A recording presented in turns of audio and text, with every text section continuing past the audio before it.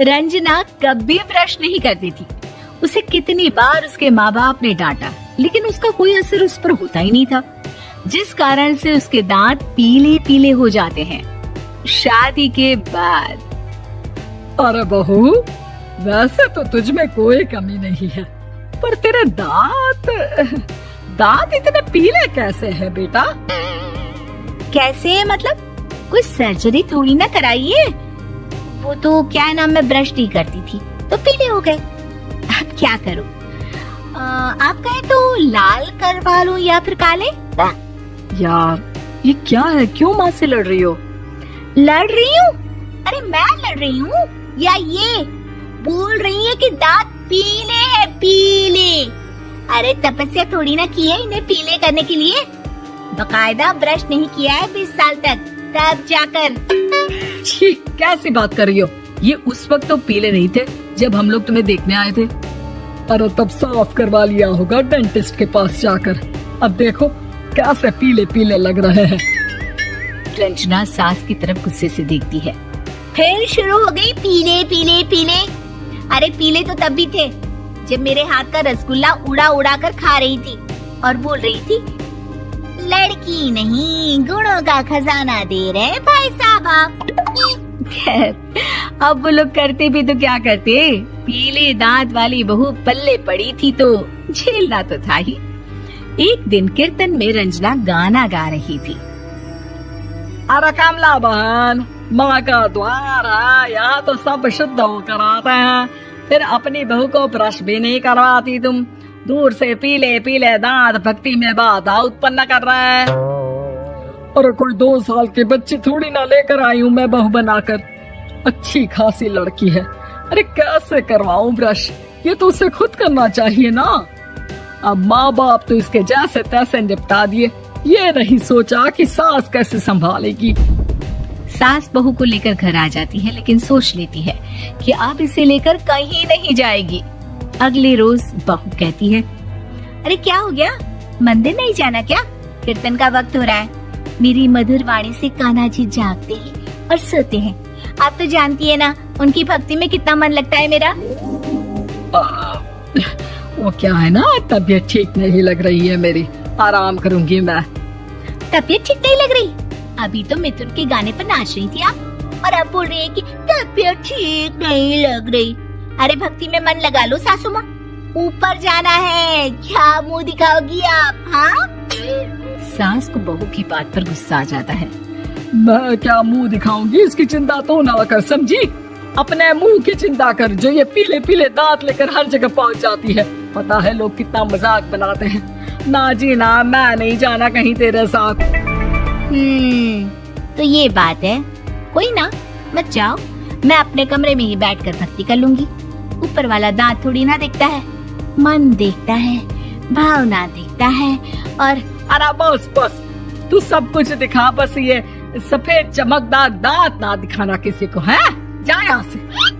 बहू को सास की बात का कोई फर्क नहीं पड़ता, वो तो जैसी थी वैसी ही रह जाती है।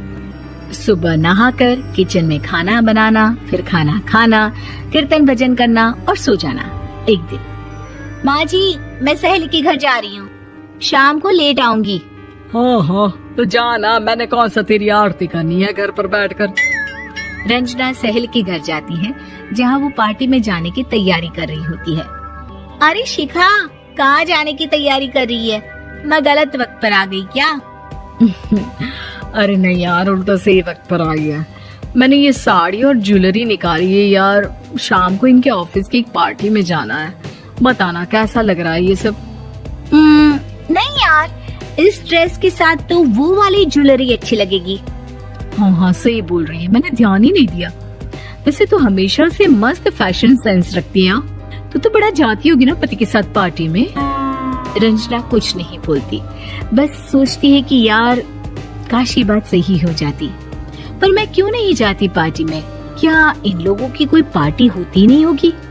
रंजना घर आती है और रात में पति से सवाल करती है, एक बात बताइए, आप मुझे किसी पार्टी में क्यों नहीं ले जाते? क्या आपके यहाँ ऑफिस में पार्टी नहीं होती? पति बेचारा क्या कहता कि दांत पीले हैं तुम्हारे इसलिए। अरे कोई पार्टी होती नहीं हम लोगों के ऑफिस में, तो कहाँ से लेकर जाऊं?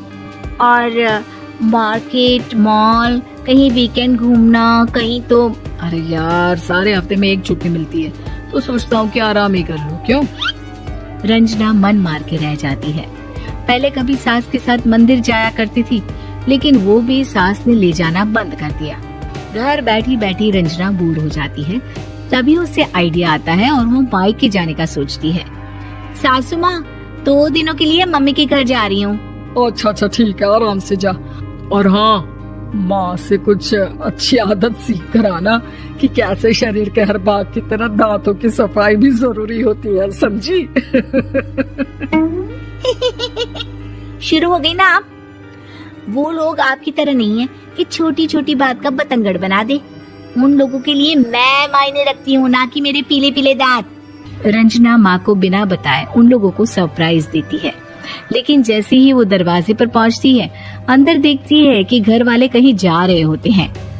अब माँ, काश रंजना दीदी के दांतों वाली प्रॉब्लम नहीं होती, तो वो भी हम लोगों के साथ चलती ना बुआ जी की बेटी की शादी में। हाँ बेटा, लेकिन अब उसे कौन समझाए कि उसको उसके पीले दांत नहीं दिखते, लेकिन उसके आसपास के लोगों को कितना एम्बैरेसिंग फील कराते हैं। मुझे तो कितनी बार उसके स्कूल की टीचर ने शिकायत की कि उसके साथ कोई लड़की बैठना भी नहीं चाहती, और ना ही कॉलेज में कोई उससे बात करना चाहता था। लेकिन पता नहीं क्यों उसे ये बात समझ में नहीं आती।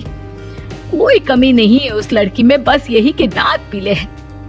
वो तो भला हो जीजाजी और उनकी माँ का, जो दीदी को जैसी है वैसे ही रखा हुआ है।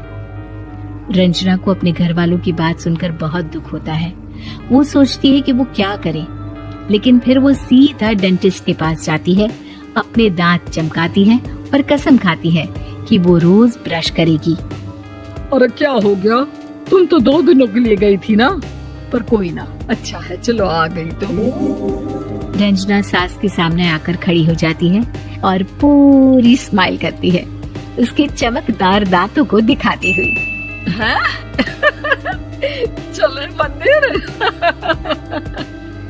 माँ, मुझे माफ कर दीजिए, मैंने आप लोगों को बहुत एम्बैरेसिंग फील करवाया। मैं आज से रोज ब्रश करूंगी।